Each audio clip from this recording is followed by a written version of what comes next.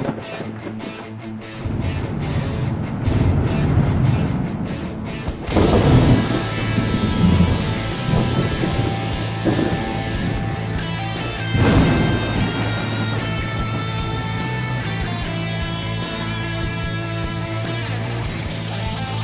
out there. Welcome to the No Shit Cast. I'm your host, Matt Frazier. Big old show tonight, folks. 2 guests on the phone. I guess this isn't the first time we've done this. Sitting in the hot seat with me, as usual, the great wizard of historical knowledge himself, Mr. Eric Smith. How are we doing tonight, Mr. Smith? Like a rhinestone cowboy. You look like a rhinestone cowboy, man. I got to tell you, you're really you're personifying that whole image lately. Sitting high on a horse in a star-spangled rodeo. I'm starting to worry about you. Fantastic. On the line with us, Mr. Jeff Cote and Shifu Ramone Careaga. Again, we've had you guys both on the show before, right, Ramon? This isn't the first time. Jeff? Yeah, together, in fact. Yeah. We had a really deep conversation. It was fantastic.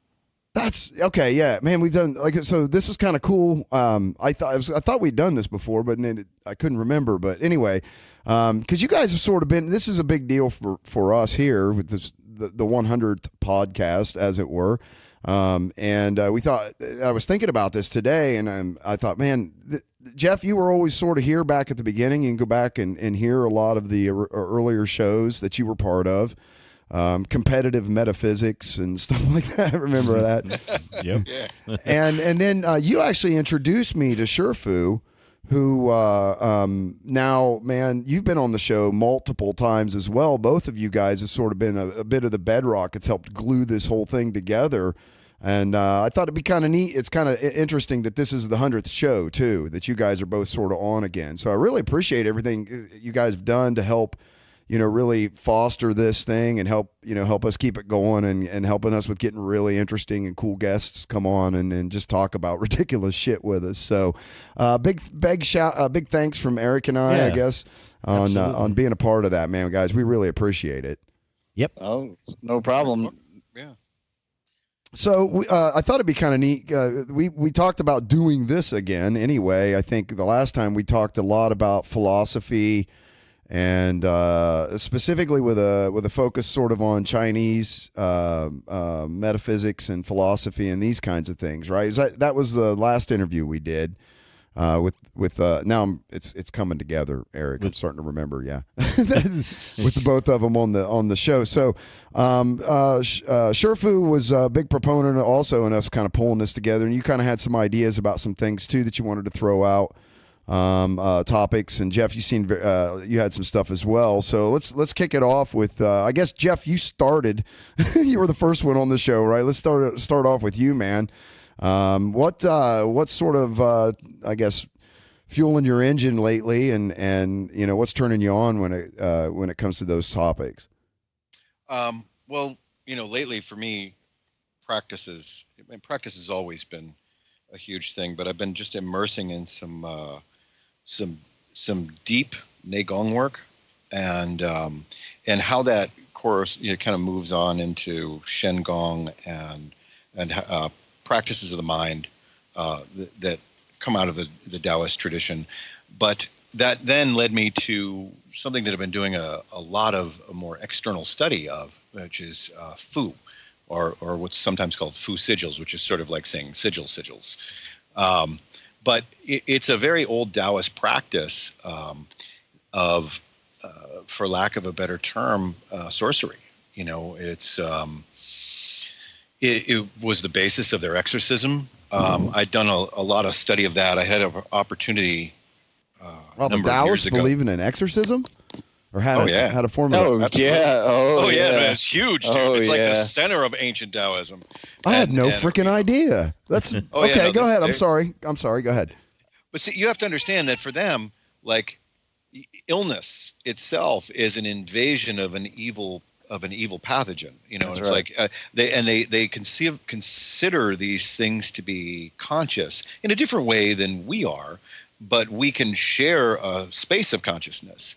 And when we can do that, we can learn to do that. We can actually drive illnesses out, and among other things. And ill fortune, all of that. That's where a lot of the sort of metaphysical stuff comes. I mean, there's a lot of people who would be like, yeah, whatever, it's crazy talk, and that's fine. If you actually understand it from a multi-dimensional level where you're really looking at it and cross-referencing it to science and understanding what consciousness really is, it starts, you can get through all of the superstitious mumbo jumbo and start getting down to the nuts and bolts of what's really going on, which is interfacing with reality in a way that's very functional and utilizes the power of the human mind to create powerful changes.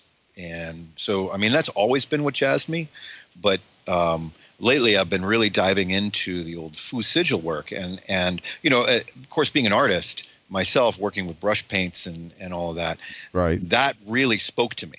I was like, I really feel like my ability to communicate energy and power and change and put my will into being to create change using sigils is a really powerful thing for me, because it's so artistic, and the brush work, it's so much like sword work, because the calligraphy, the old calligraphy and even modern calligraphy is very much like using the Taiji Chuan. And so there's a physical skill component to it, and an energy skill component, and a mind, and it starts getting into all the levels that Chinese medicine touches on and utilizes. The Zhongyi medicine utilizes in its understanding, but doesn't necessarily, in the modern representation of it, always present it. I'm not sure why That's right. Getting these notifications. Sorry about that, guys. Well, we don't hear them. Yeah. Oh, you didn't? Okay. Yeah, we it don't was hear so 'em. loud, I assumed it went through my mic too. It does it to us in the studio all the time on the computer. I get a Facebook notification. Everybody just looks at me, but it doesn't record it. So it's like, just ignore it. If you guys hear something, just ignore it. It doesn't record it. Okay, sorry. So anyway, I'm everybody sorry. listening is going to be like, what happened?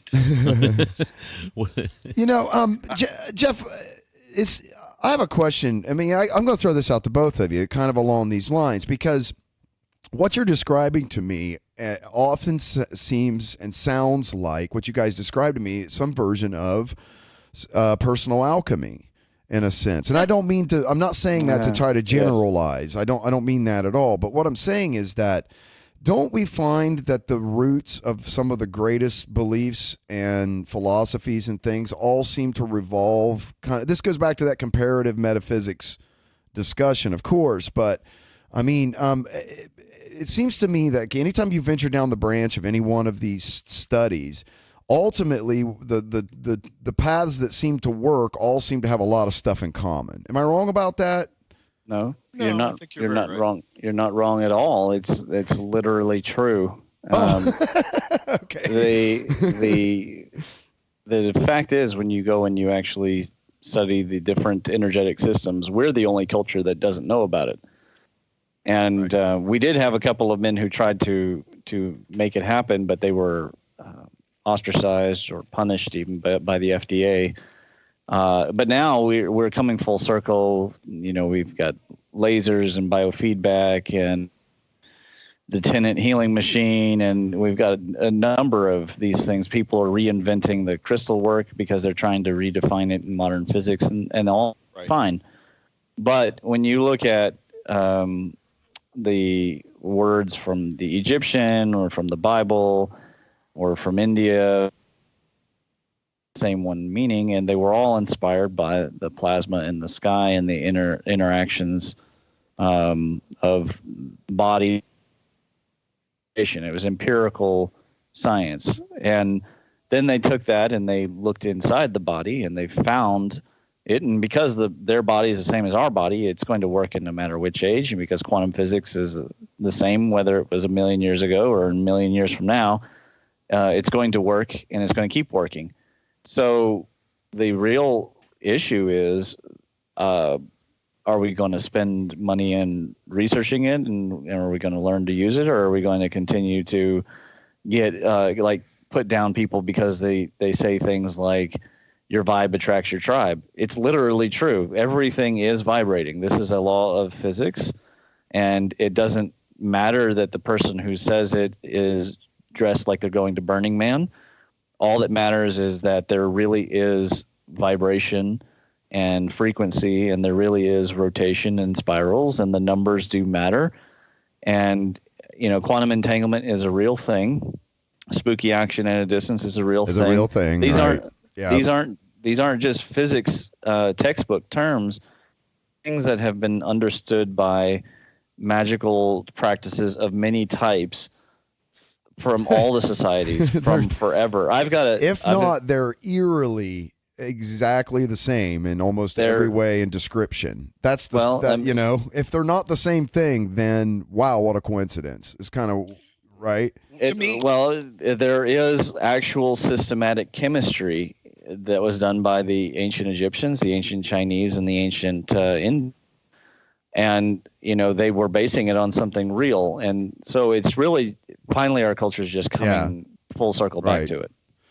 Yeah. I mean, it's all over ancient Europe, the ancient Norse, the Etruscans, they all had these systems. If you really get into like the old Norse traditions and you really start to examine their metaphysic, they've got a really sophisticated metaphysics of the mind, particularly. I mean, it's touched on. You can see it even in the myths of Hugin and Munin, which is thought and memory.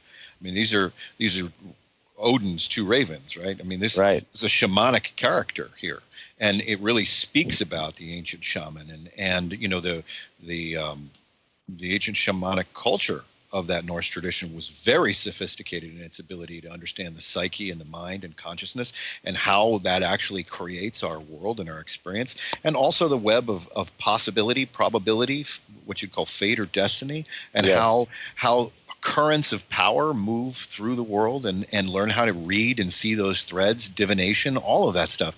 I mean, every single culture has it. Ours is like this. Unfortunately, ours is like this postmodern creation that tried to deny any reality to that simply because it was not it's not a hard science. Not empirically provable.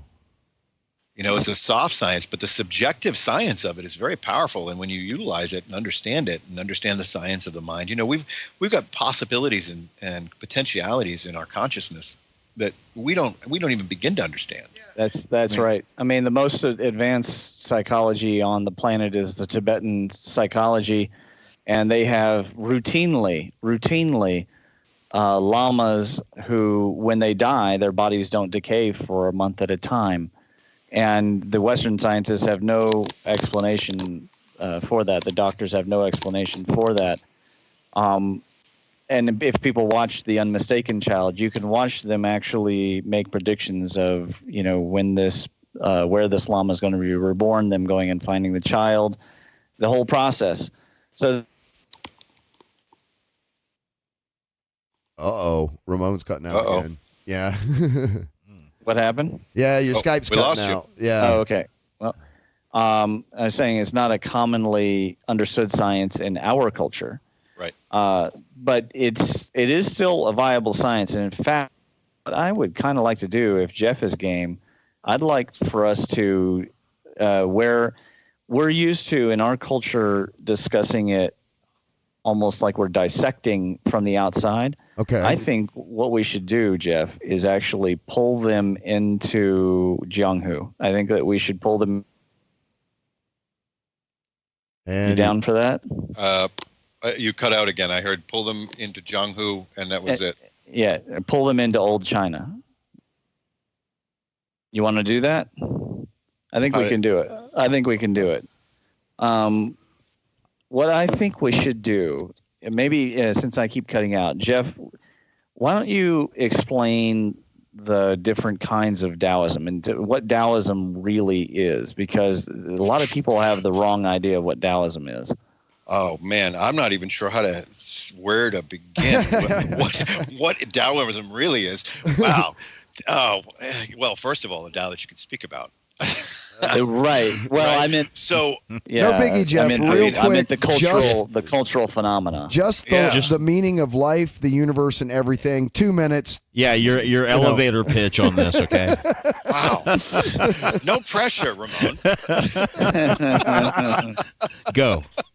And go. Okay. So Taoism comes out of the ancient Wu shamanism. I mean, the ancient shamanic people and the shamanic culture of China, pre-imperial even.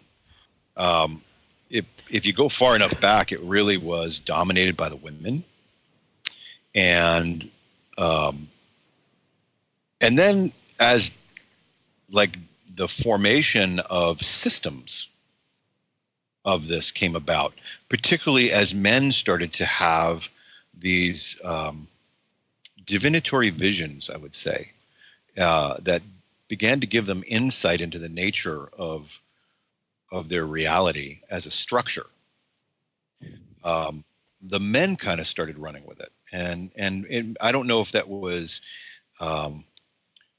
created as part of the patriarchal culture, as a natural outgrowth.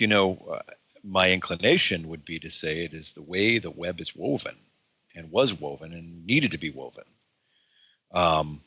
That was a necessary step. At the same time, during that entire time, there was always this undercurrent of women Taoists that carried that shamanic culture together also. Sometimes they might have been referred to as witches, or what we would term witches, but they were also, there were these hidden teachers. If you go back to like the Huangdi, for example, some of Huangdi's work, you'll see that there's Huangdi had a teacher who was a woman, and she taught him the sacred and magical secrets of sexuality and sexual energy, and the cultivation of the spirit through that, and sexual hygiene, for lack of meaning energetic hygiene. Oh man. This where I feel like there is so much to talk about. Yeah. Yeah. I can just kind of go down a road and get lost in that and forget that I've got to give an overview of this ancient China here. I want to kind of go back to this idea of these shamanic people that began to see patterns in how the world worked. Simple patterns at first, sun and moon, and light and dark, and the interplay of that, but they saw them as all connected in an important way, and that there were primary forces, and these primary forces could be observed and predicted and manipulated if one understood. They looked inward. They discovered secrets in their own body through sitting quietly long enough with a deep enough observation. There's a teaching in my lineage that I share with my students, and I'm going to share it here. It's called learning to look at what you can't see, listen to what you can't hear, and to feel what you can't touch. And it sounds like this really mystical thing, and it is. And at the same time, there is an ordinary and very practical process. And that's the cool part about Taoist practices and Taoist traditions, is while there is always this very subtle element that's like, wow, that's really out there, there is also something very pragmatic and practical as a road and a route to it. And that's what I fell in love with. And I think that that's what these ancient sages really began to do, is they started to, this was so powerful, they started to manifest it so well that they could create a road to these things for anybody if you just followed the footsteps along the way. Because they understood how the mind, the body, and the subtle aspects of the soul were interwoven into this complex web. And so then it became religion, and it became, philosophy as well, because you can't really discuss a science without a philosophy. You have to have a set of rules, a type of logic. Okay. Right. And so that's where the philosophy comes in, and that's where you start to see it happening. And the academicians teach that. And of course, the Chinese have this huge culture of classics. There's old texts, and I mean, eventually it became, you had the Confucian Academy, where it was like this whole system of discerning who was really cultivated and cultivating themselves as civilized beings and civilized people by, did they understand the classics? Did they know them? And could they learn from them and learn not just the knowledge, but the wisdom and insight? Why is it, guys, that the Asian cultures especially seem to be so much better at adapting in a more healthy way technologies into their culture versus other Western cultures? You guys follow what I'm saying? Well, like they don't seem to have they don't seem to get hung up on stuff the way. Well, they have just the same human frailties as everybody else. The studies have shown that they have a very high IQ as compared to the rest of the world, but we do have a inherent belief in our culture. We look at the Orient, that they were always much more organized, and everything was so good. You have to realize that most of those views, we are looking at the most positive aspects of that culture. Yeah. There were numerous examples of the sages giving kings a very hard time because they weren't humane people. And there were bodies in the streets. And one of the main arguments that Mencius used to prove that humans were good inside was that at that time, sometimes it was common for people to leave their parents' corpses out, and when they would see them again, they would start to sweat, and they would know that they had done their parents wrong. So not everybody in the ancient Orient was doing well. I mean, they had illiteracy and disease and all of the same problems. What they did have, though, is from the early days after the cataclysmic affairs, they had a not only religious approach, but a philosophic and scientific approach to looking at it. And they were formed to what are called the 100 schools. They're not literally 100 of them, but there were a lot of them. And they all were trying to understand this Tao. And if you look into Confucius' Analects, or if you look into the book of Master Mo, you will find the word Tao repeated over and over again in those texts. Now, they didn't necessarily agree that because the Tao is both a noun and a verb. So there's an aspect of becoming through a process, and that is Tao, and it's like a personal process. And when you connect with it with your qi, you end up with the De, which has connections to a cosmic sign. But there's also Zhuangzi had his approach, which was much more mystical and kind of dreamy. He's famous for saying, "Am I a man dreaming I'm a butterfly, or a butterfly dreaming I'm a man?" And he was against fame and for chasing fame and fortune in the government. Confucius had his rites and rituals and obeying the classics, and Master Mo had his the love of heaven and the love of people. So there were different ways of approaching Tao, and they all started to kind of merge together, and they formed like all these creeks began to begin rivers, and those rivers became one big river, and then you had the roots of China as we know it. But it had to go through a terrible period called the Warring States period. And then, of course, the crazy emperor tyrant Qin, who did the Great Wall and the Terracotta Warriors and his pyramid, which would have been bigger than the Great Pyramid. But when he died, they stopped the project. And that all became the origins. Now, religious Taoism started after all that. Religious Taoism actually got its start in the AD period. So you had the celestial Taoists who came first, and you had other temples opening up. And not that long after, actually, Buddhism showed up, and the two influenced each other in quite a remarkable way, sometimes antagonistic, but a lot of times informing and playing off of each other and ideas. Yeah. Very complementary. Yes, when they weren't, of course, trying to destroy each other for political reasons. Oh, yeah. And this did lead back towards this alchemical concept. Now, the alchemy had a basis in the ancient days, but it had a basis in systematic chemistry and experimental chemistry. And then a lot of that information was lost, probably through warfare, neglect, what have you.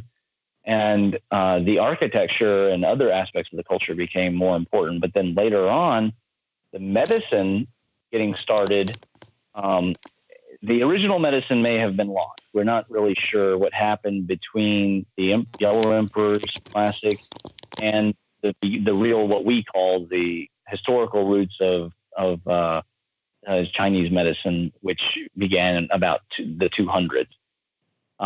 But whatever had happened, when it started again, there was a interesting mix of folk medicine and government sanctioned ideas. There was this kind of peer reviewing process. They weren't necessarily peers, but they would respond and quote each other, and they would do this kind of weird science. And eventually that found its way back into the Taoist current, and alchemy came out again. And there was a lot of religious fervor. So revivalism around the world also showed up in China. We had revivalism in China. We had a behavior of people abandoning their wealth and trying to return to their natural roots, a belief that you could live practically forever, and especially if you live naturally.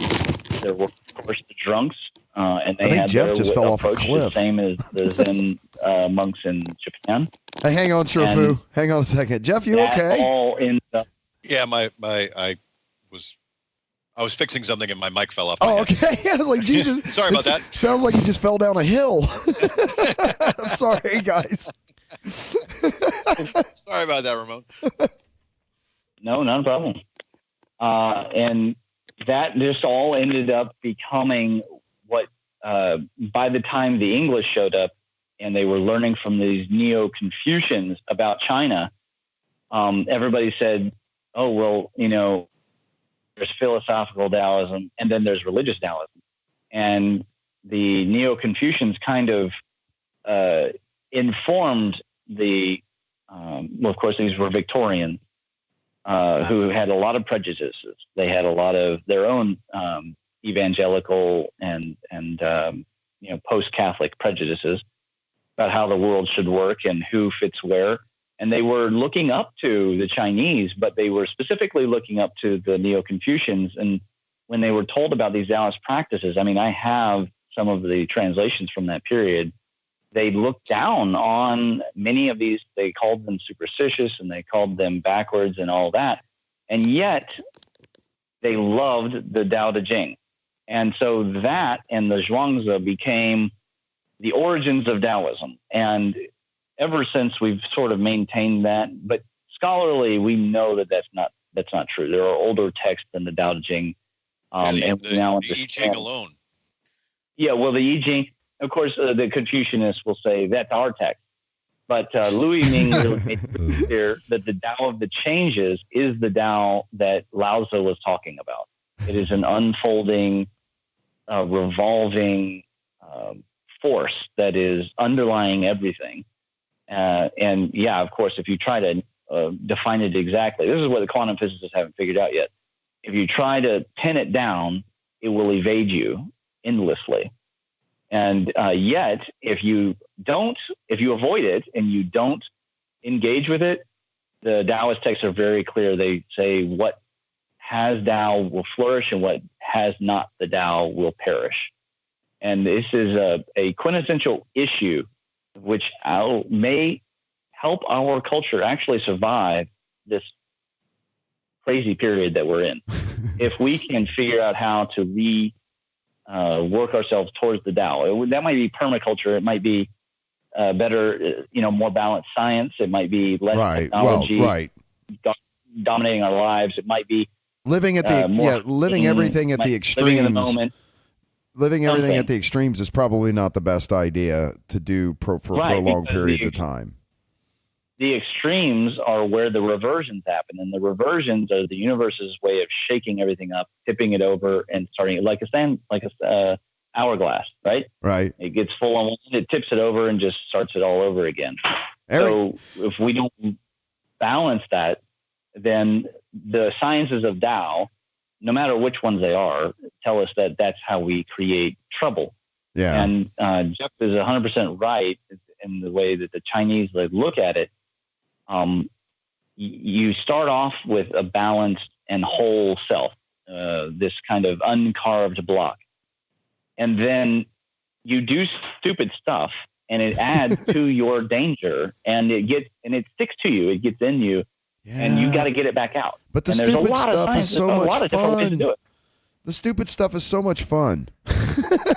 Right? Well, Is that's true. That's true. Yeah, you could do whatever you like with your chi and your essence, but the Taoists had not an obsession with living forever, but the goal was to live long enough to become an immortal, to get past all of your youthful folly, and to start actually the real business of being a true human. And the Zhenren concept is both a Taoist and a Confucian concept. It's an ancient concept of a person who refines themselves, and not necessarily to be pure or to look down on others, but to become the most superior version of themselves. Right. Self-actualized, right? It's kind of a whole concept that's been turning me on lately. Yeah. It's like, go ahead, Jeff. The whole concept from the Taoist perspective of that is that that's what leads you to apotheosis. And apotheosis is that attaining, the divinity, personally attaining divine energy. So, put another way, are we saying enlightenment? These kinds of things? Is that sort of? I mean, I don't know. I as far as I guess some people might call it that. I really dislike the word enlightenment. Can you hear me now? I'm not a fan. Yeah, we can hear you. Yeah. Something happened with my Wi-Fi. I've just turned it off, and I'm on my LTE, so I don't know where I got cut off. I don't know.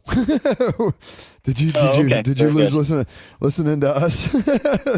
Yeah. Apparently, we cut you off ourselves. No worries.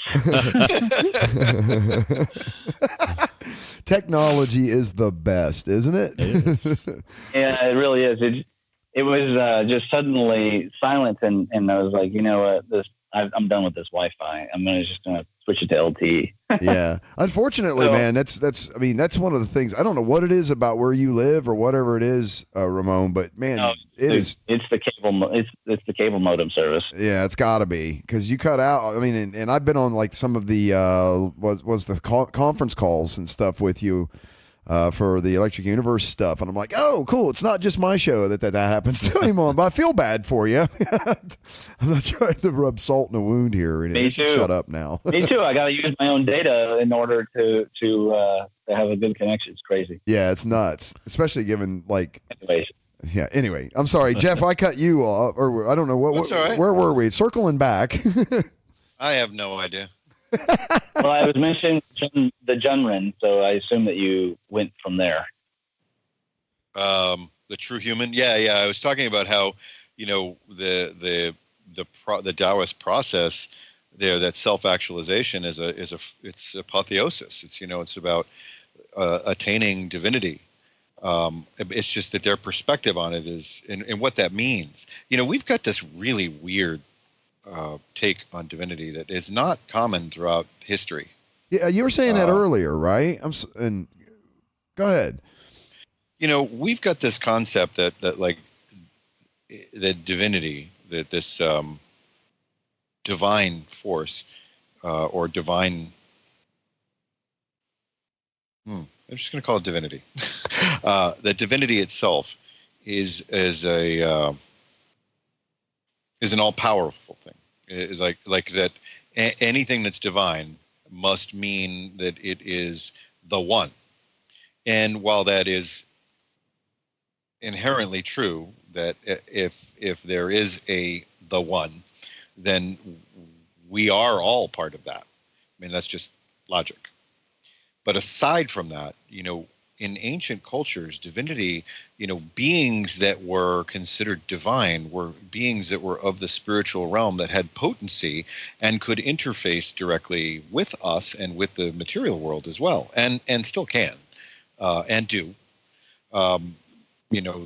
you have to have the eyes to see it. You have to learn how to look at what you can't see, listen to what you can't hear, feel what you can't touch, and start to have an interaction with that unseen world.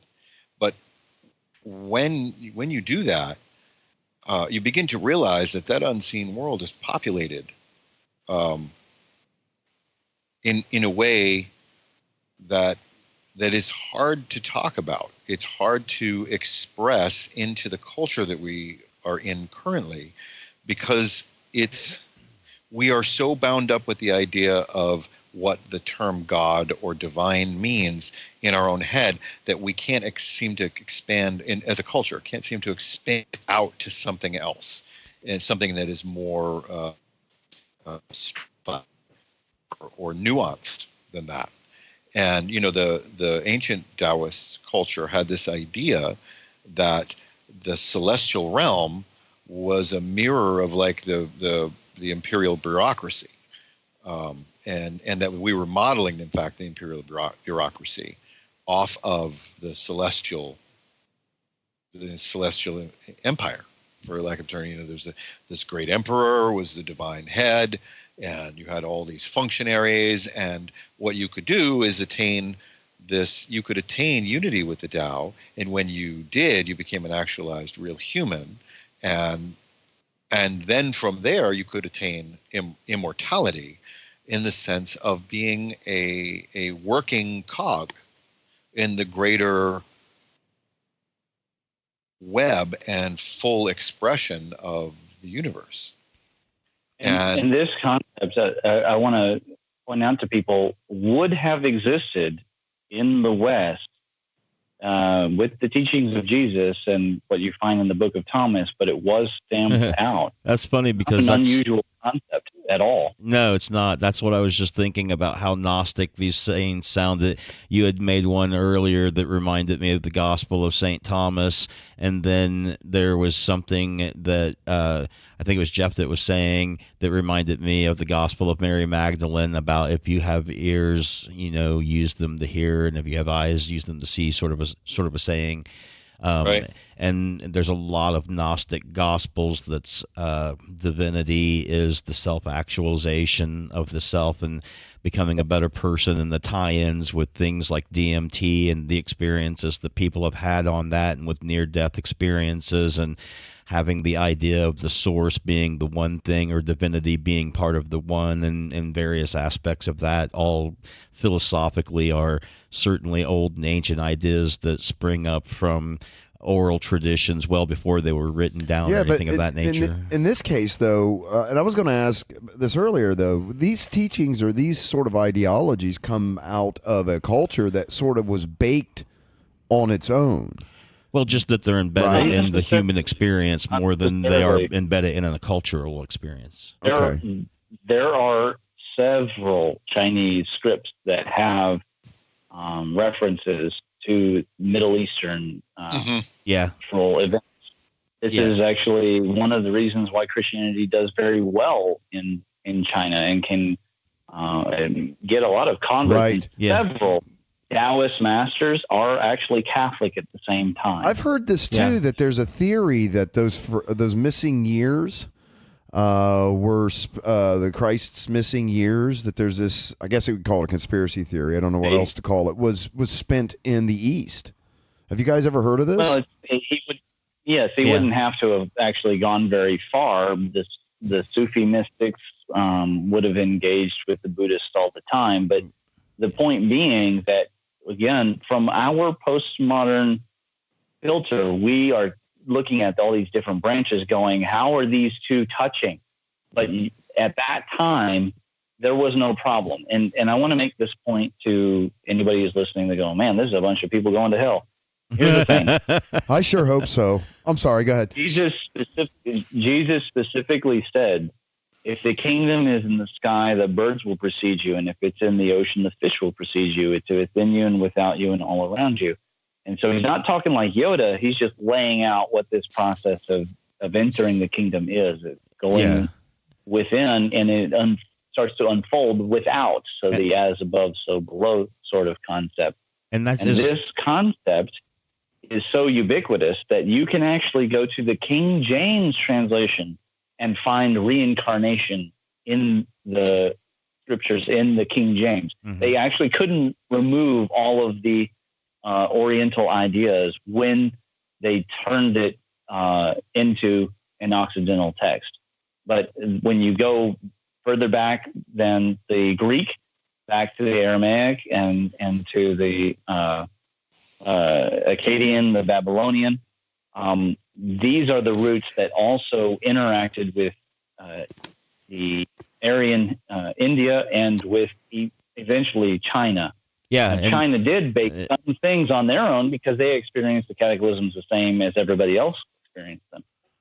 But they didn't develop it completely in isolation. They were well aware of developments in India. They would send off to get new versions of sutras. They were very interested in new philosophies, and Taoism has always been a living tradition. It is not a dead tradition. The power of the celestial masters has ended, but that is probably for the best, because institutionalized religion is not the strongest form of religious Taoism. Actually, the folk tradition is probably a lot stronger. Yeah, much more so. I mean, there's the institutionalized religion is there. I mean, you've got some temples where there's, traditional teachings and all that, but I have to agree with Ramon here that I think that the folk traditions are where you find it strongest. I mean, and not just the religious Taoism either. There are family lineages of mystical paths that, have been passed down and still are. And even if they're shadows of what they once were, the current of energy is there and the practices are there. And if you start them and you start down the path of them, my experience has been that they reveal them. The further teachings reveal themselves to you. Originally the ancient teachers were being taught from the celestial realm, not from the physical realm. Anyways, they were some at that level, but they were eventually being taught by the celestial masters, and that can and does happen. And I personally have experienced it. You don't even have to. If you are a person who's just interested and you're like, where do I make of all this? I read the Tao of Pooh and now I want to actually do actual Taoist reading.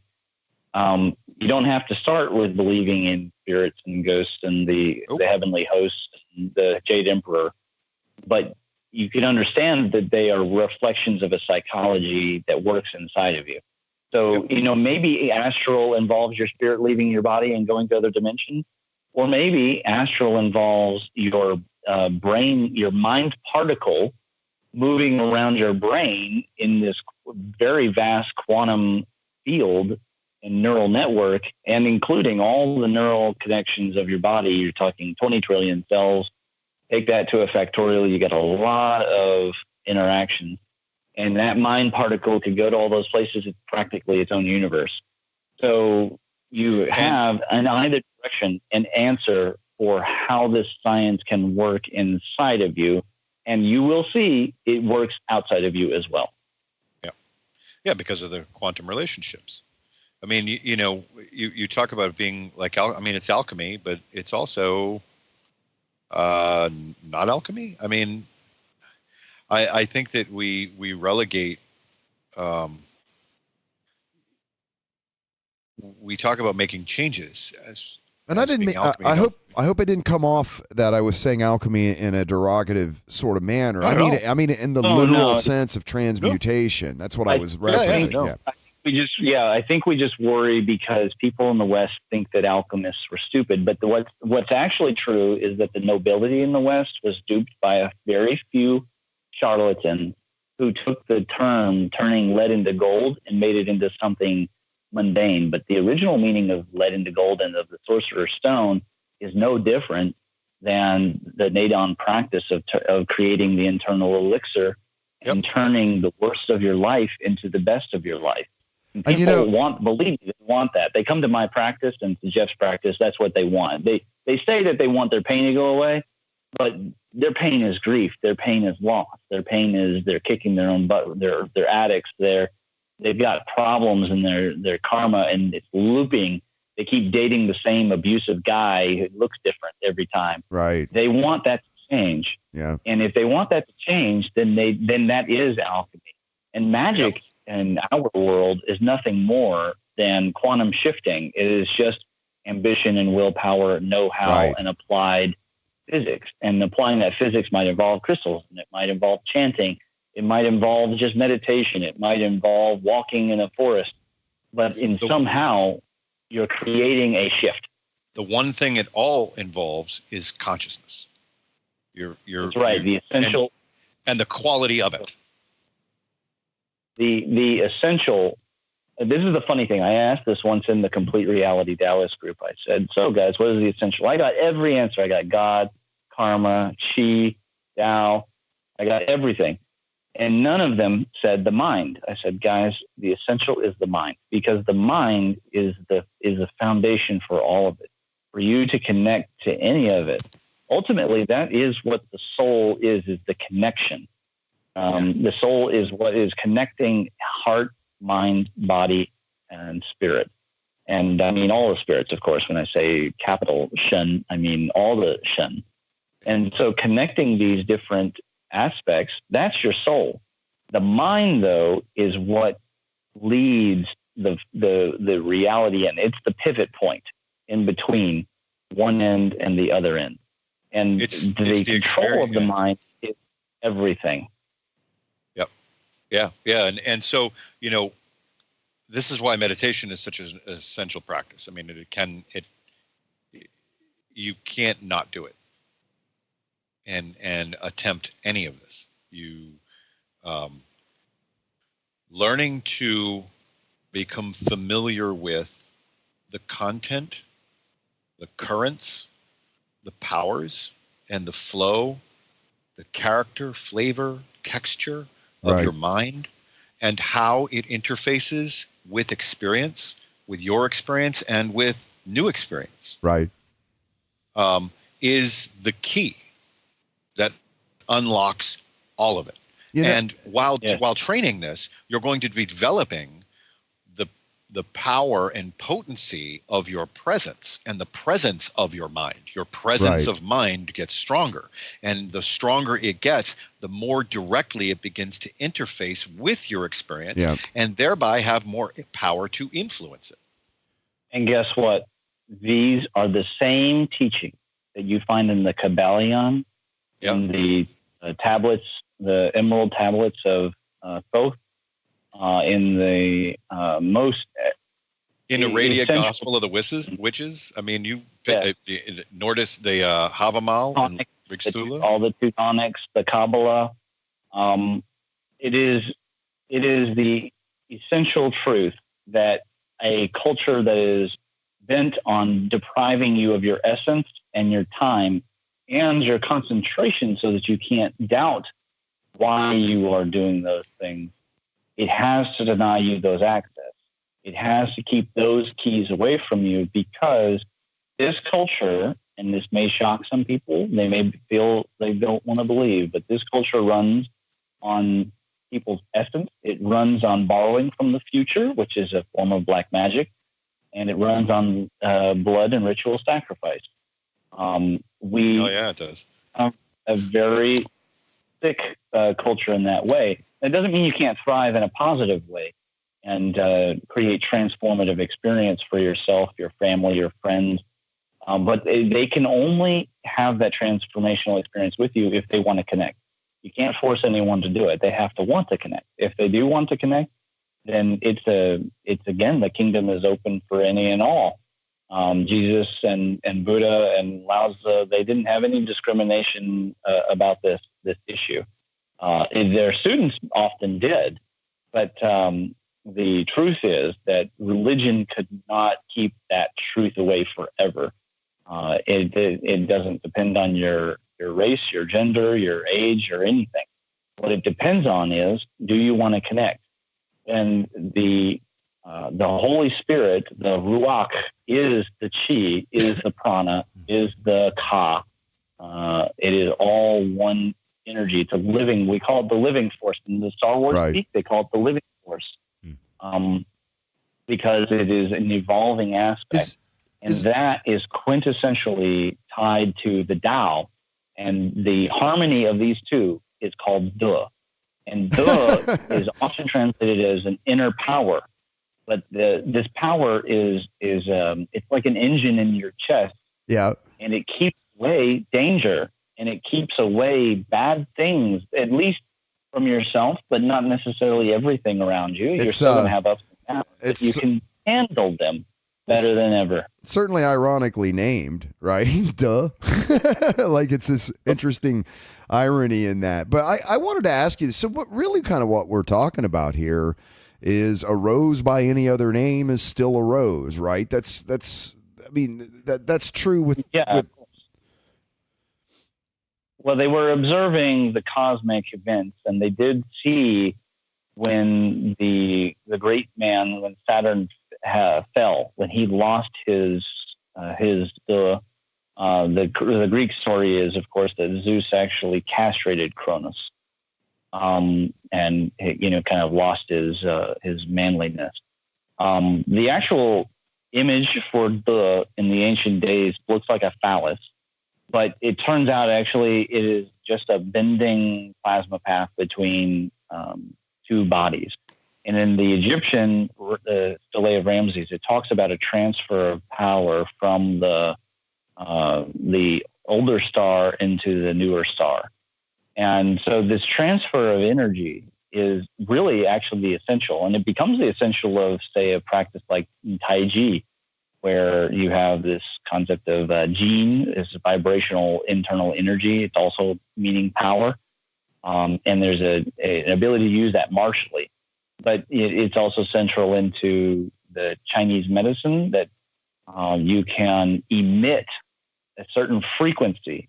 And this divine light can actually this field can push on their body, and it will cause any negative attachment in their body to flee and to actually or even reveal itself. This happened to me today. I walked in, the patient had done very good work. It was her first time with me. And I walked in, and immediately my jaw, I could feel a clenching, and there was this malice in the room, and she had hypothyroidism. And this energy that was present then needed to be dealt with. And it wasn't something that I had, pre-planned. It was just, that was what presented itself in the room. And as it turned out, years ago, she had had a very bad breakup with a very controlling man who imprinted her with this negative energy. So think of all these years of wasted metabolic processes and her immune system trying to deal with this frequency that was not natural to her body.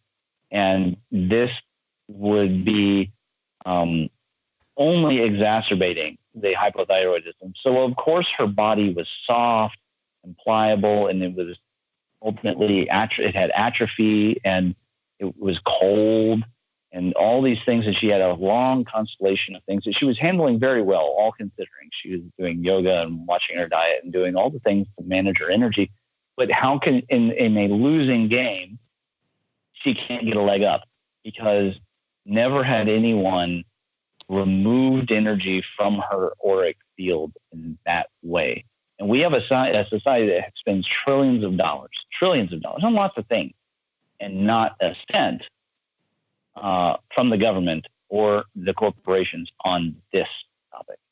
That is, to me, the greatest tragedy.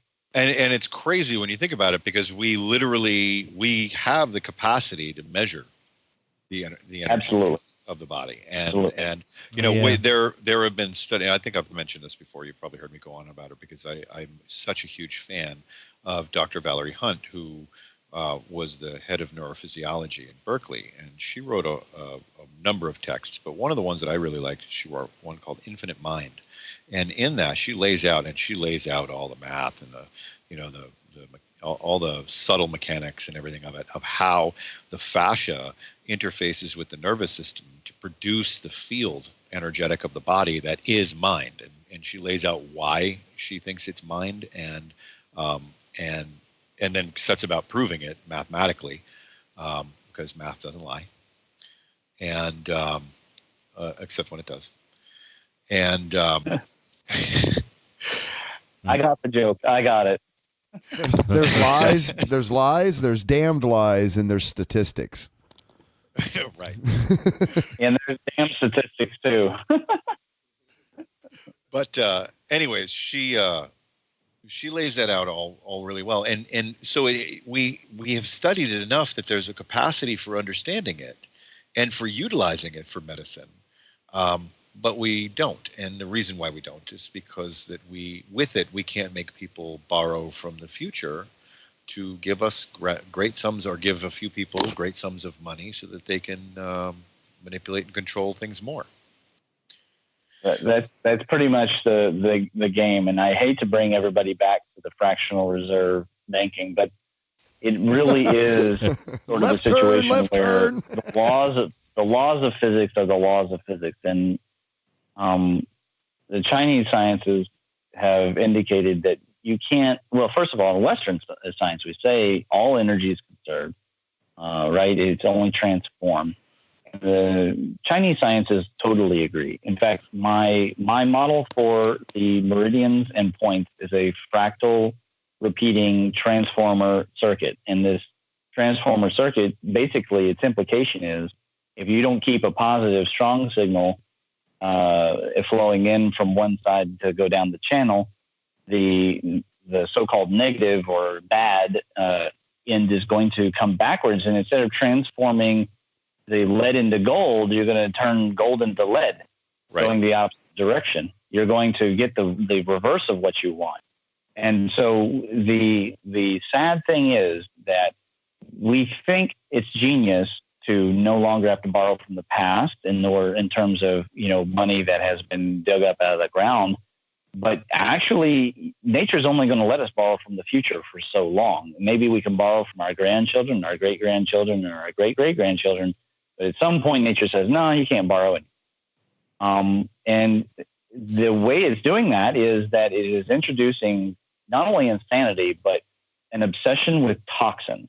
And this is the greatest thing that when we go through school, we learn about the spleen deficiency and the yin deficiency and the liver rising, all these things. But to me, in the practice, the thing that's coming home more and more is that toxin is what is spreading the fastest and getting the worst. And we're now at the point where we want to irradiate toxicity through the EMF. We have toxicity in our social world. We have toxicity in our interpersonal relationships. We have toxicity, of course, in food, toxicity in water, and it's perfectly acceptable for some reason.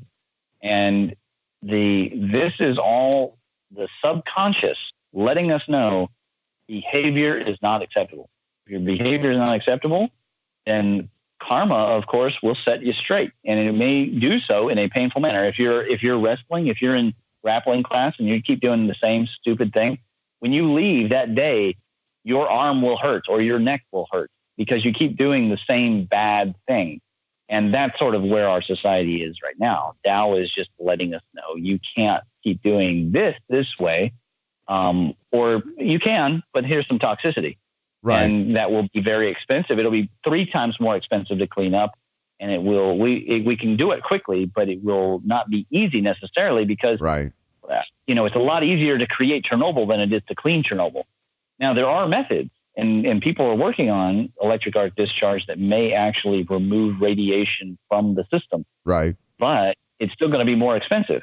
It's going to be more work, whereas if we had followed Tao to begin with, it would have saved us a lot of trouble. It's sort of like what I was saying about dark matter. If we just look for the correct thing, we won't waste a lot of money. We can go search for dark matter. We're still going to end up finding the correct thing, but it's going to be the more expensive, more inefficient manner to do it. And the Taoists just got around that. They just said, you know what?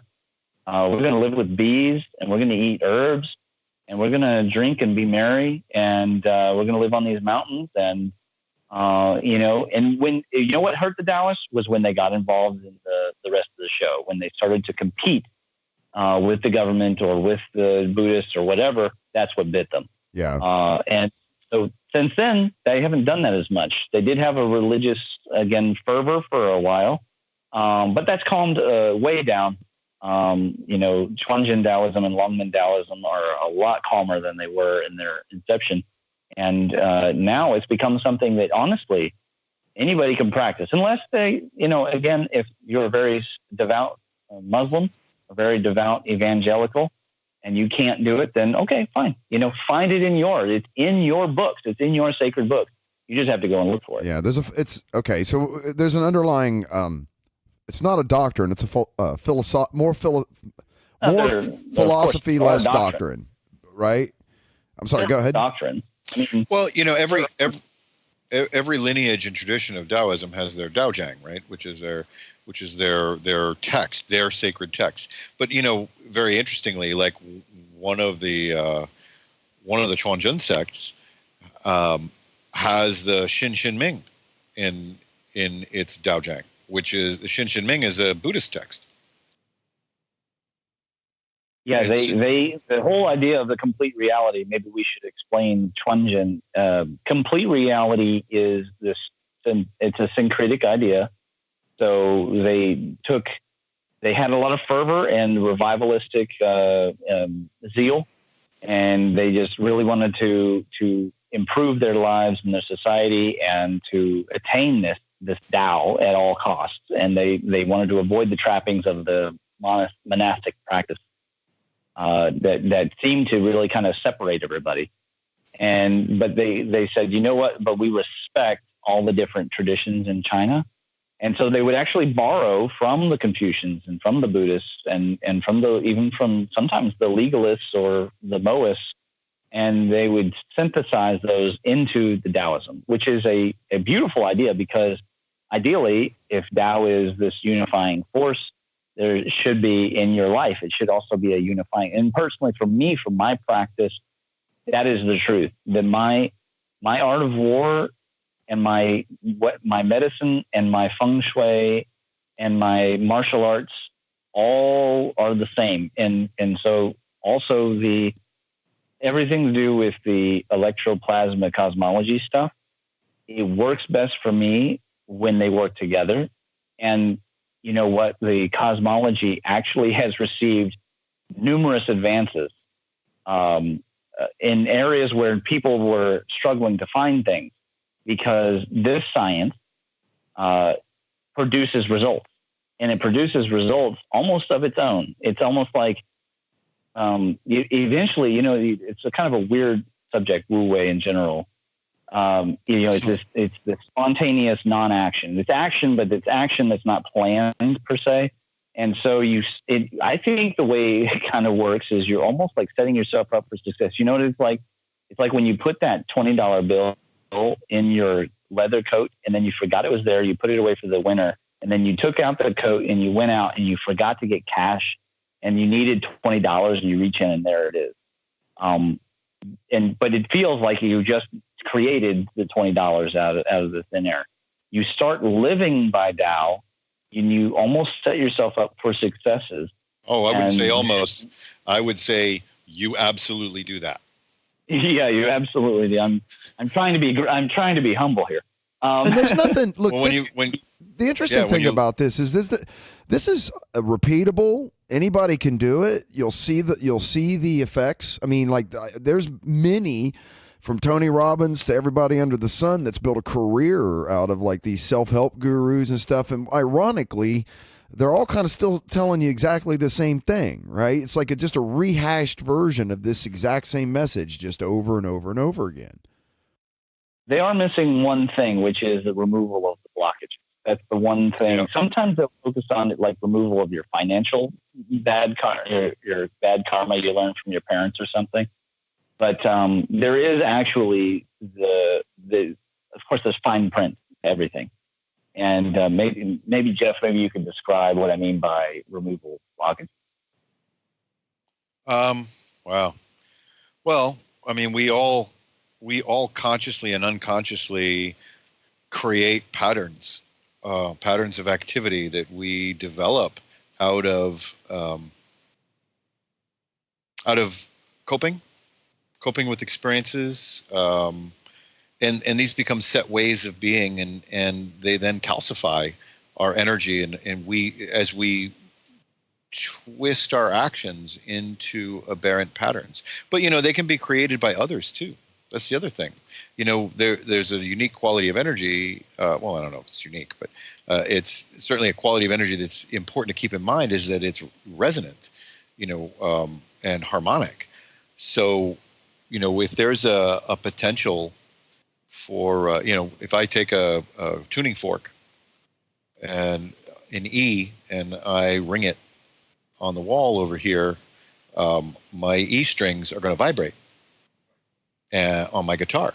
Yeah, if they're in tune, right? Exactly. Yep. And that is also true in people. If we've got a nice big old hole in our energy, in the sense of our wholeness, we've got a gap in our wholeness, and somebody comes at us with some energy, and if you want to know what that means, have you ever seen somebody just stare daggers at you, or just come at you with a kind of a vehemence and anger? And dude, I used to work for you, remember? Matt. Sorry. Matt, if you think I've ever done that to you, you have never seen when I actually do that. Sorry. It was like a clothesline. No kidding. Excuse me while I pick myself up off the floor. Sorry, I couldn't resist, man. I could not.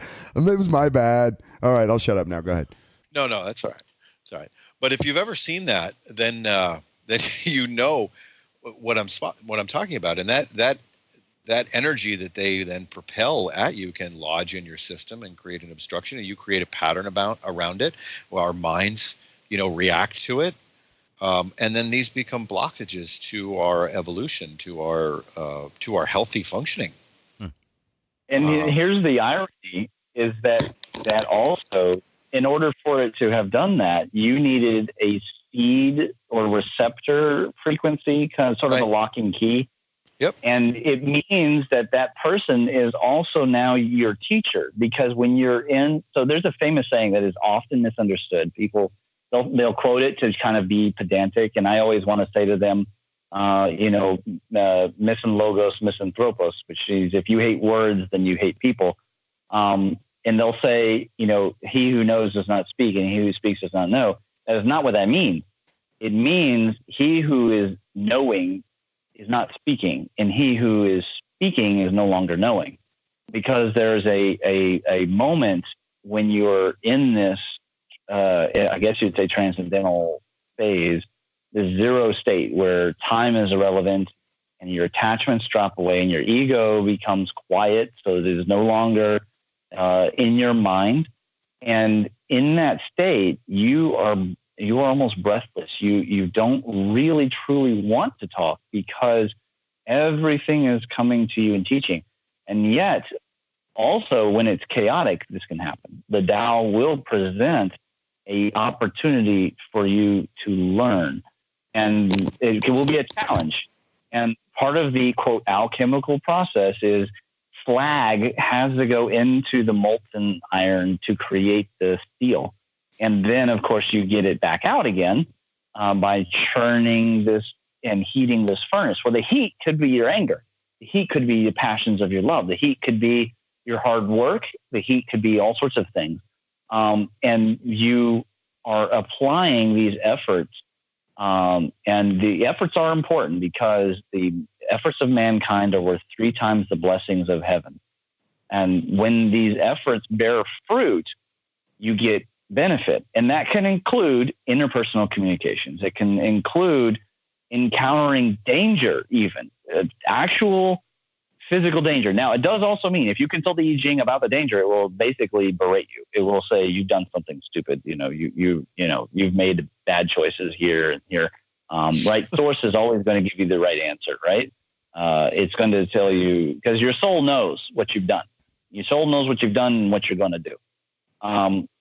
But you can learn from that experience, and you can go, you know what? I decided to hike down this difficult precipice at sunset with no phone, and I dropped my keys in the middle of the forest, and I can get myself back out. And this person could teach you. The blockage, then it is an obstruction at first, but at the same time, it is an opportunity. And this yin-yang relationship is part of what makes Taoism very different from every other approach in the world that I know of, at least the main one. There may be some Aboriginal approach out there that exactly matches it, and they may have a certain vision walk or vision quest that approximates it. But in terms of written liturgy that you can systematically pass from generation to generation, I'm not aware of anything that is written that way, because the Buddhist approach is actually quite different. And I respect it as well. There is a Buddhist alchemy, but it is a lot closer to the Christian, the evangelical idea of working hard and purifying yourself, brightening your mirror, etc. Only the Zen Buddhists approach things similar to the Taoist. Am I wrong though? I mean, tell me if I'm wrong, but nobody runs around knocking on people's doors to say, "Hey, come be part of this." Right? This is not. No, and instead we wave our arms in the park. Well, okay, but you're still not. I mean, but you don't proselytize. Well, no. They silently do so. Yeah, we wave our arms in the park. That's not proselytizing. In East Asia, the tradition is usually the proselytizing is done by the matriarchs. So grandmas, they kind of twist your ear and make you go to a temple and make you come to the meetings and things like that.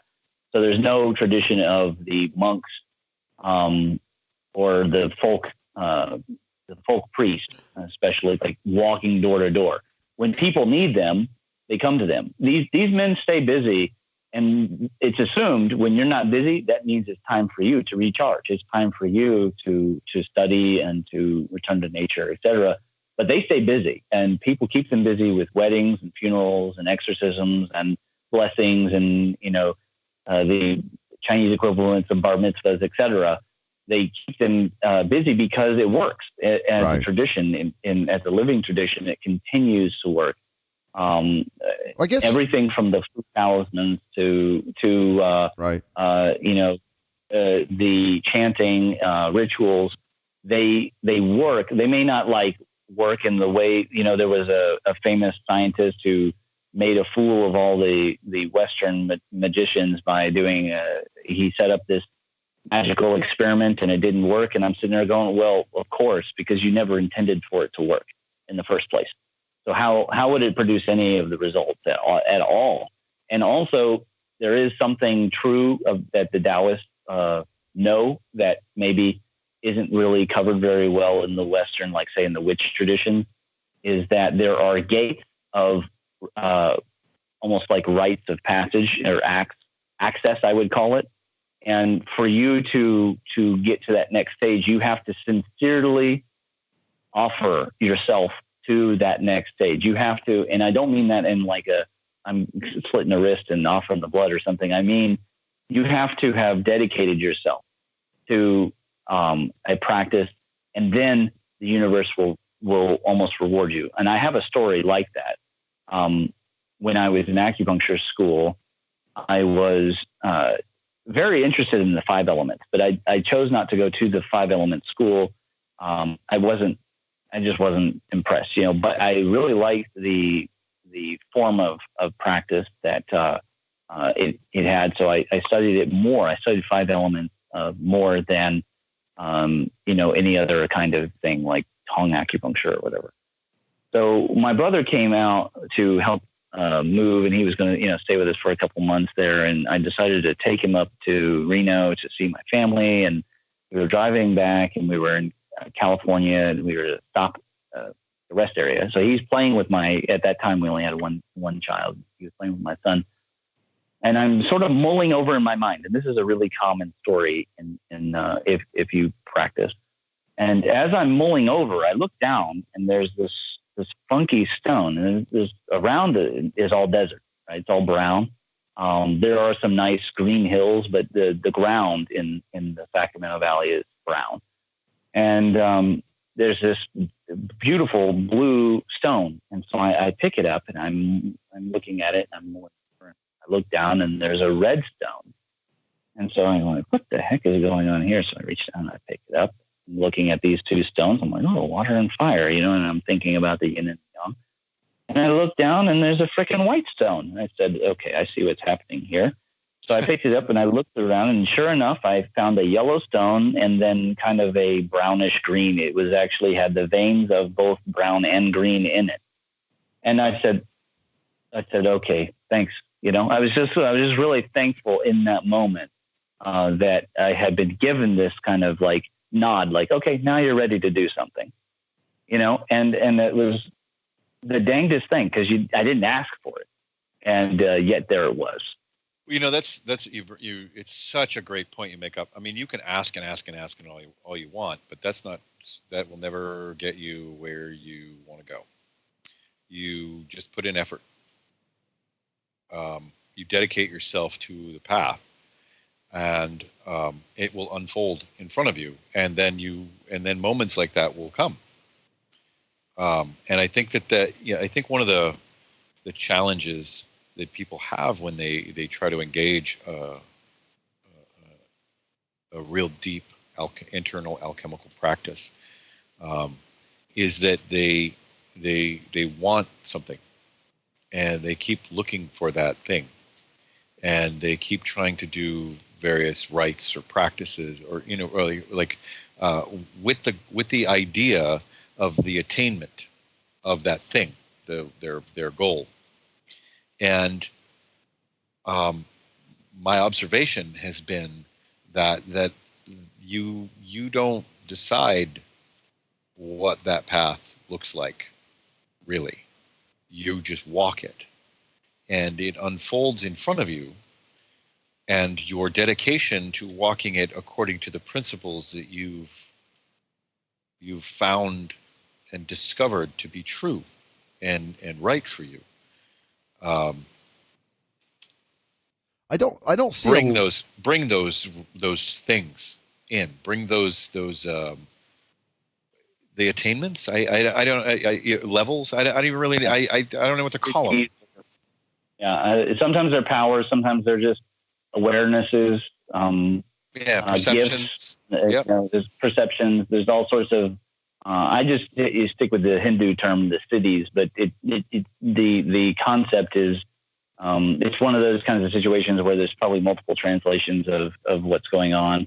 Our language is so based on vivisection and dissection and specificity that it's almost maddening to try. And I do explain to people, you need to engage an Eastern mind, and it's within everybody, because we have this connection to Aboriginal ways of thinking that goes around the world. Civilization hasn't stamped it out completely yet. And so you can engage this inductive reasoning mind and really kind of understand this stuff. And it doesn't kill the rational deductive mind either. It can in people who lose, again, balance, because they don't know that one extreme is just the opposite of the other extreme. They meet each other. So they go from material, nothing but materialism. Now they want nothing but the void. And both all the Buddhists and the Taoist stuff are like, no, that's not the key. It's neither material nor void. And the true emptiness is not really empty. And so find that balance between them. It's said, and it may be just allegory, but it's said that Buddha reached his enlightenment when he was starving himself nearly to death. And a boat rode by, and a music teacher was teaching his students, and he said, if the string is too loose, it won't play, but if it's too tight, it will snap. Did we lose Jeff? Nope. Okay. No, I don't know. He's just enjoying the moment. I was just listening. Yeah, I was enjoying the moment. I do think it is pertinent for us to go back to the I Ching for a second, because a lot of people are probably wondering about the process of this, whether it's Wu Wei or of Taoing. If we were to verify it, how can I Tao today? It may be a little difficult to just automatically Tao, right? Because you wake up and the first thing you want to do is check your phone and go pee, and pretty soon your scheming mind's already got your day lined out for you, and it's like kind of telling you what to do.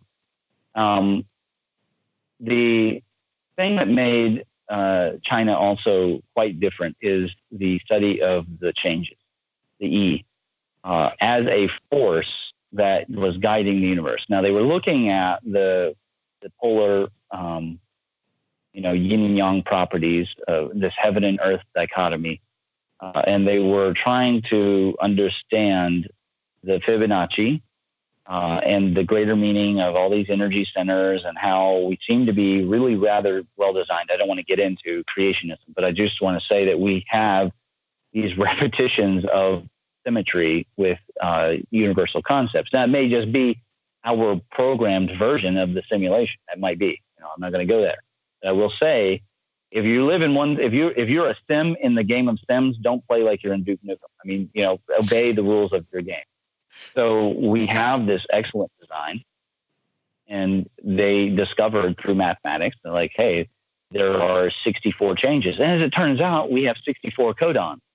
So we are more or less evolved or designed, or if you understand the evolution in the Gaia hypothesis, you are creatively evolved in order to really receive these forces around you. Now, some people, they prefer their life to be tempestuous. They're going to, and I love to create problems for myself.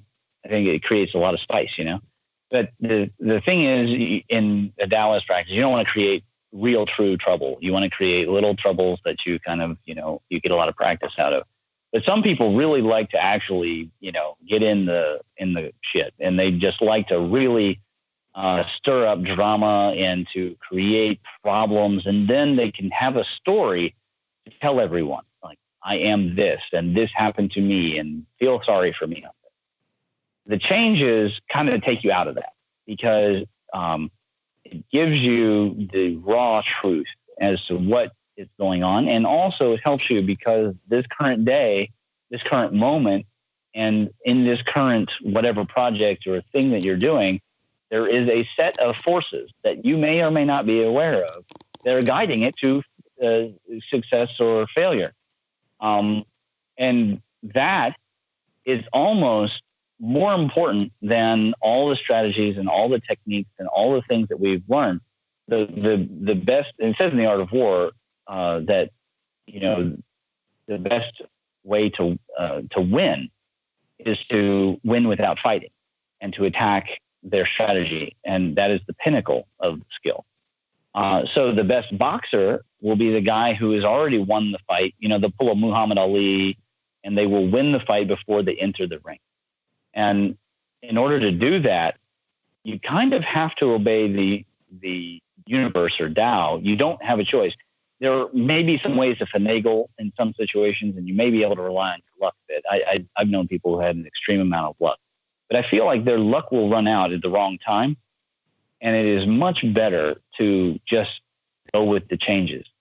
And if people could take the time to do that, and maybe, Jeff, you could explain how people can actually engage with the changes. Oh man, 5 minutes or less again, huh? Wow. So, first of all, I wanted to address the thing you said about luck. The ancient Celts had this concept, particularly the Irish Celts, had this concept that luck was actually a force, and it was actually something that was transmitted through the familial line. And that familial line, it was like when you did the kind of deeds that strengthened the familial character, the familial spirit, the essence and the honor, and not like the society, like the domesticated social honor, although that can also play a role. It was really about like when your spiritual way of being made your family stronger, and showed its character, and then that got passed down generation after generation, you created a luck force that could work on your behalf, and did. You can, in fact, spend your luck, as you were saying, use it up one day, but you use it up by relying on it when you don't work towards building it, and you just keep relying on it for goodwill. You can spend it, and because it's an energy, it's a currency, it's a non-physical. But anyway, so Joss points. That was a juxtaposition there, just or a perspective based upon what you said about luck. But to your question about changes and how do you follow it? Well, first for me, learn about yin and yang, learn about the two most fundamental polar forces, and you start with simple things like learn to notice when things are receptive and when you're receptive, and when things are expansive and projective, and when things are hot and cold, and pay attention to them and how things change, and you observe. For me, like my way into the I Ching, while I've spent some time on books and reading the I Ching and the commentaries and all that, and I study it, different authors' takes on it and translations, and I've worked with casting yarrow stocks and working with coins and all that, and that's all great. But for me, it's watching it in the world around me, learning to see the connections and what they call the correspondences between things. You've got the Wu Xing, the 5 elements are part of that. They're a different part of it than like the 8 Bagua, but they are an essential part of it, because then you get into the whole, the 10 heavenly stems and 12 earthly branches, and you start getting into all the different breakouts of how basic energies manifest. But in order to understand any of those charts and graphs, you need to relate it to something that's relatable to you. And so you have to learn to find it in the world. One of the practices that I got from that is in this direction that I got from one of my teachers, Dr. Hua, was to go into crowds and to observe people's character as an energy, as an elemental force, without trying to label it, like really see it. Watch a person walk, move, and speak, but don't listen to the words. Listen with a deeper sense, a feeling sense, and a flavor sense to what is the character of the way they're going about that. And then you start to see basic energies like fire or water. You ever walk? I mean, you can imagine somebody who walks like water. They're pretty smooth and flowing, and they've got a sort of liquid grace to them, as opposed to somebody who's like fire is probably very bouncy, skipping around, maybe a little random seeming. There's real benefit to what Jeff is talking about too. Because, and I relay a short story again to illustrate the point. I went to see, I don't know if people remember the release of the Paramahansa, I think it was, movie. It's a documentary. Anyways, as you can imagine, it's a theater full of crunchy people. And so it was a very lovely experience because, except for the one moment they had, what's that yoga guy, Bikram, came on, and I could feel the hearts of all the women close shut in the theater. But other than that, it was a very lovely experience. And the sky was blue, and so what we would say heaven had descended onto the ground. We went over, we ate at a crunchy restaurant, and everybody was having a good time there. So now it's time for me to leave. I have to go. I have other engagements. So I say goodbye. I go walking to the parking garage. This is all downtown. Now, as I'm approaching the street, there is a man there, and I see him, and I truly see him. This is what Jeff's talking about. And he had wolf eyes, and they were red, and he looked at me, and he marked me. I was the mark. And he started to spin up a story about how, he had asked me if I had a lighter. So I would, of course, disable myself, put my hands in my pockets. And he's spinning up this story, this lie about his girlfriend and everything. I could tell he was homeless. But as we're walking, he sees my tattoo and he's like, that looks really familiar. I used to do this thing called Shaolin. I said, oh yeah, that's what this is. And as we're talking, and I turned it into a conversation about the yin and yang, about his girlfriend. Now that we've covered one block, and now I'm talking about the yin and yang and explaining the ups and downs, and I've established this now familial relationship of martial arts with this guy who had marked me with his wolf eyes for my money, and then I complete the moment with that. This is not pre-planned. I complete the moment as I reach the crosswalk.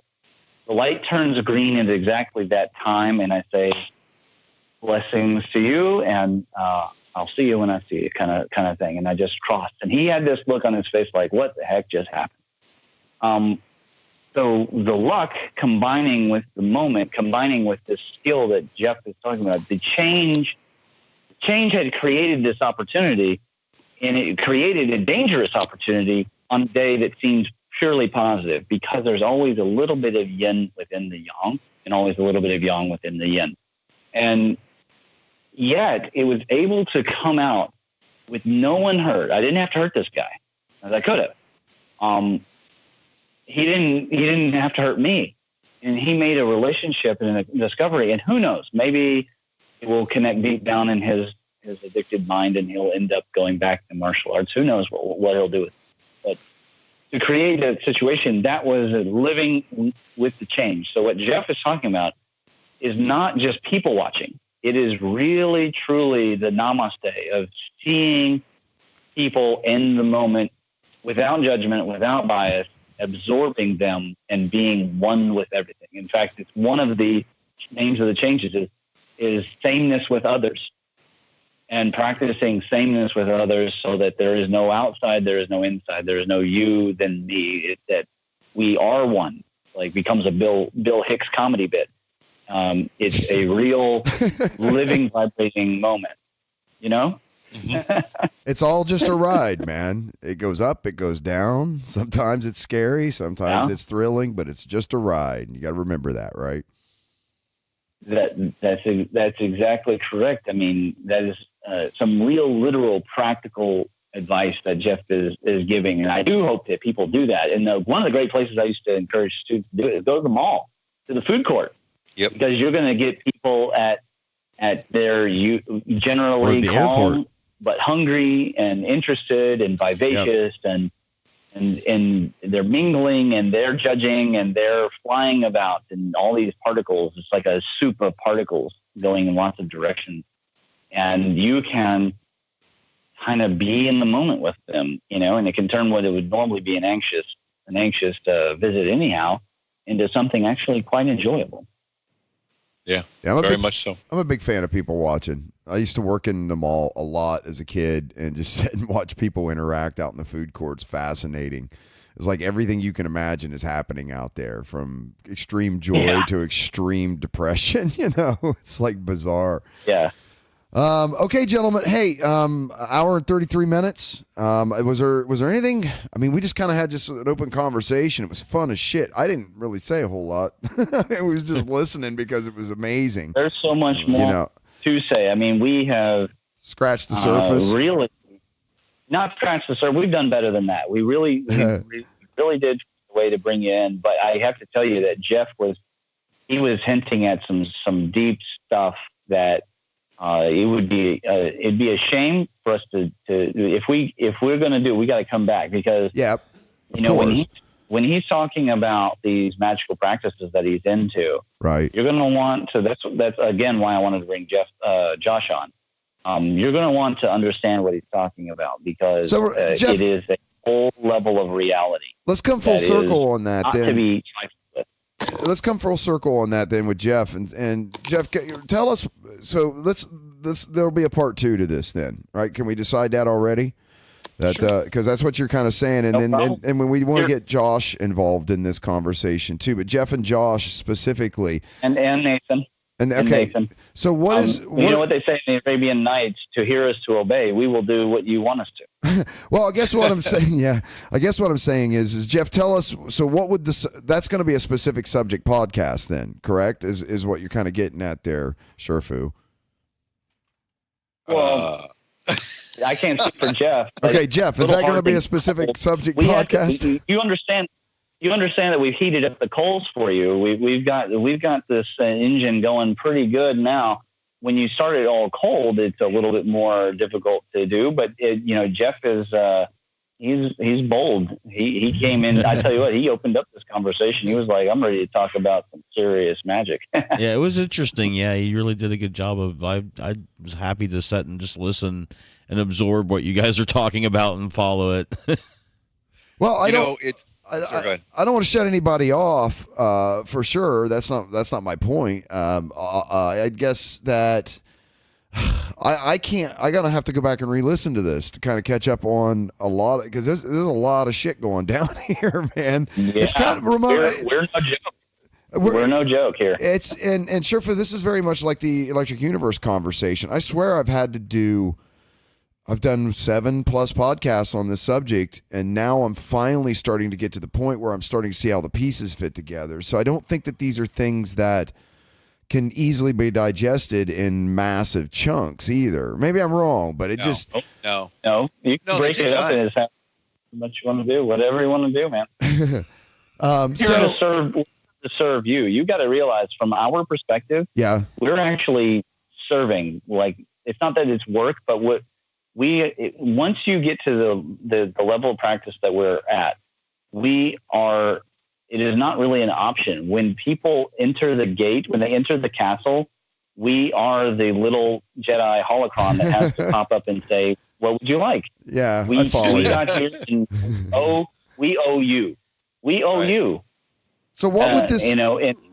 we owe you. What do you want? And we will give you what you need. What's this? Okay, so this is going to be more of a specific topic type podcast, Jeff. So what's that? What is this going to be about when we pull these other assets together and get everybody on the line here at the same time? I mean, for me, I'm always like really interested in all levels and aspects of the subtle metaphysics of how things work and how different people approach it.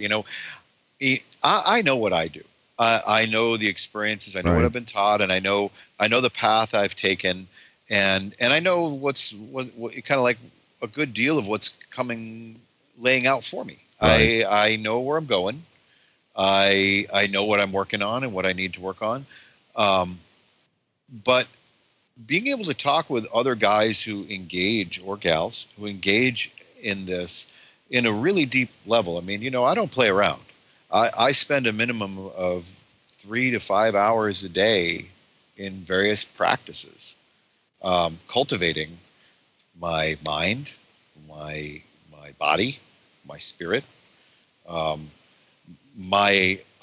have, been working more and more to make every moment a meditated experience, one where I am completely present without distracting thoughts. I mean, there's varying degrees of conscious immersion.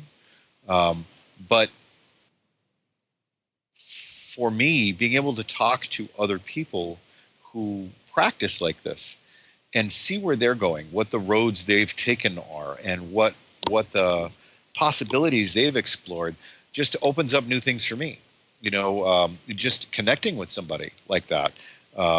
Ramon, for example, just opens doorways and currents of energy for me. So I want to talk about what's jazzing each of us and finding our common ground. I think this is what it's got to be. It's going to be, guys. When we can get like I said, once we can get everybody together, especially you two from now on, I think I would rather have this be a place where you guys can also sort of ping things off of each other. Instead of it be because look, I'm sitting here, Eric and I are sitting here just digesting this. tonight, and I would rather just get the fuck out of the way. I got to be honest with you, because I think it would be much better served if it was a discussion to that end, where instead of I'm going to give you a hard time though about that, because you remember that we can easily, we're like, hey, we'll be talking about, random mystic shit and up the mountain and all this. And we do need to connect back to the person who's first entering. So they're not coming in and going, this place is a madhouse. Yeah, no, I think I will still. Well, they're going to say that anyway. I'll tell you what. You ask questions. I'll moderate for sure. They'll touch on this stuff, and we will then pick you up on a paraglider, and you'll be like, fuck. Yeah. Here we go again. What did I get on? I fully expect that. I just want it to be more freer for you guys to be free to sort of, when it comes to these subject matters. We feel free. Okay, we feel cool. free. I promise you. Yeah. We are good, man. We want you. Here's what it is. We have this secure network that we're connected to, and we feel pretty confident in it. It may not be the best network, but there might be alien ones that are better. But we feel pretty good about this network. And we just want you guys to stock it in and go, damn, this is good. This is like the Pandora channel I want to be on. Yeah. And we feel free. We're not encumbered at this point. Well, very cool, guys. Well, all right. Well, then, all right. So then there's definitely going to be a part 2 here, and we'll keep that. Shifu, go ahead and in that Facebook group and add in who needs to be added in, so that we can figure out when there's going to be a next one. As you can see, I'm having a hard time getting them to finish. Right. One of the downsides is, although we connect to the same network, we love different websites, and some of them have got to get away from their shyness. They're shy. And because there are, there's martial arts, and there's more liturgical practices, and then there's the whole medicine. There's depth to the medicine that we just basically nicked in passing as we were just going by. Yeah, we just kind of like, well, here it is. So we waved at it. Hey, how you doing? Yeah. Hey, medicine, and then you've got strategy and how that could influence the whole geopolitical. I mean, dude, it's endless. Our Tao is endless, and it's so endless that, frankly, if the aliens showed up, we would stand a good chance of perplexing them a bit, unless they also had the same exact practice, and then they'd probably outdo it. Its completeness is that it circles back around on itself, and that it constantly refines and adds to itself. But it's not complete, and we love physics. Unlike a lot of religious people, we're not going to fight biologists about evolution. We're not going to fight astronomers about the vastness of the universe. We don't have that problem. Our issue is that we want a harmonious flow, and the universe doesn't necessarily want that, and certainly human society doesn't. And so we spend a lot of our time trying to create flow and balance, and that chaos. is kind of our obsession, I think. Flow and balance inside of chaos is what you're trying to do, right? Yeah. Coordinated chaos. I will say, there is a great comfort and peace in the process of when you begin to create that in yourself through personal investment in practice. The chaos that surrounds you can't disturb it. As Dr. Hua used to say, the master is so complete that there is no place for the tiger's claws to land. That's profound, huh? Absolutely. Wow. And I tell you, go ahead. Sorry? I was just going to, I tell you, that feeling is, man, you can't put a price on it. You can't you can't overstate its value. So sense of inner peace then is sort of the goal, is what I'm hearing you say, right? Yeah. Well, Stability, it's complete, comfort, total contentment with things, however they turn out. Yeah, it's not necessarily always roses or something. It's not what we were trying to say. In the beginning, there's this razor's edge you got to walk because you're a beginner. And then it turns into this avenue, and you can wander like a drunk all over the avenue as long as you don't run in front of the cars, And life's going to drive at you. It's going to drive at you. And you just you kind of stumble through, and you're screwing up a lot. Have you ever seen Drunken Master? Yes, great classic. Yes, there's a couple of them. You stumble through these moments, and everybody else thinks that you're so like solid and rock and all this stuff, and you're like, I'm a human too. Don't forget, I'm a human too. And but the universe is like, hey, you're killing it. Here's about 10 more things that you didn't know. Now you need to master those. Yeah. You're like, what? Yeah. I didn't even know that was real. I thought that was something made up, and you get enough of those in a row, and then they start asking you for help, and you're like, well, yeah, sure. I've learned about that, but really the universe just piled it onto you, and it's like, oh, welcome back. That's what the universe is saying. Welcome back to what you are, because you're actually greater. We are greater. And I want this message to come through to people. We are greater than what we have downloaded into these little fleshy bodies. We are vaster beings. And that's probably what's driving human brain and development evolution so fast, is that we are greater than what we are currently incarnating as. Yeah. Well, it's not, who said that? It was a philosopher. Somebody said, it's not that we're afraid that we're insignificant. It's actually that we're afraid that we're powerful beyond measure, right? That's what everybody's actually afraid of. That's what you run against, is the ghost of what you think you could be. Yeah. It's kind of bizarre, but sort of. It is scary to become this internal whatever Jedi or wizard or whatever it is. Whatever your potential totally is. Possible. Yeah. And it's possible for male or female. In fact, I think the women have we, from the male side, we're like the mysterious female, like the divine feminine. They have this intuitive. I'm like, you guys got extra organs. You guys have a whole depth that is so profound.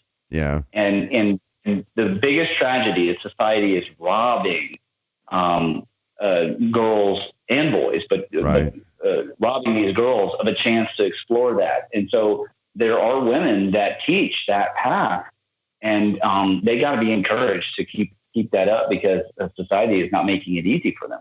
So that's wicked hard for them, in fact. That's officially of its own quality subject matter number 3002, right? Like, there's so much of these topics that could be absolutely their own entire discussion, could they not? Oh yeah. Yeah. Well, you're wanting them to be islands, and they for can't. us, they're not islands. They're not going to be, are they? It's just going to be like the EU shit. It's just going to all string together until finally it starts making sense. The EU stuff, we can write different papers and have different subjects, and it's great. It's a lot of fun. But when you respectfully engage this discussion, and you leave the vivisection kind of way of looking at it, and actually get drawn into the Jianghu world, and it's one blend. It's like the tiger in the forest. Everything is vivid, and it's a breathing moment that you're in. Right. And so every subject becomes another subject, and they just blend right together. Yeah. Yeah. We're going to be talking about this for a long time, aren't we? Probably. Whatever you want, man. We got, the rest of our eternal existence. That's true. And all right, you know what, guys? All right, then I'm going to wrap it up there. We'll definitely circle back, and there'll be a part 17 to this. I have to because my bladder is not going to let me do this any longer anyway. So thanks for listening, everyone. Check us out at www.noshitcast.com. That's KNOWSHITCAST.com. Make sure you hit those like and subscribe buttons. Leave us a comment. We'd love to hear from you. Make sure you hit us, give us a good rating on iTunes, etc. And if you would give us a share, we'd really appreciate it. Thanks all. I got to pee. Bicycles. We'll catch y'all next time. You went through that quick.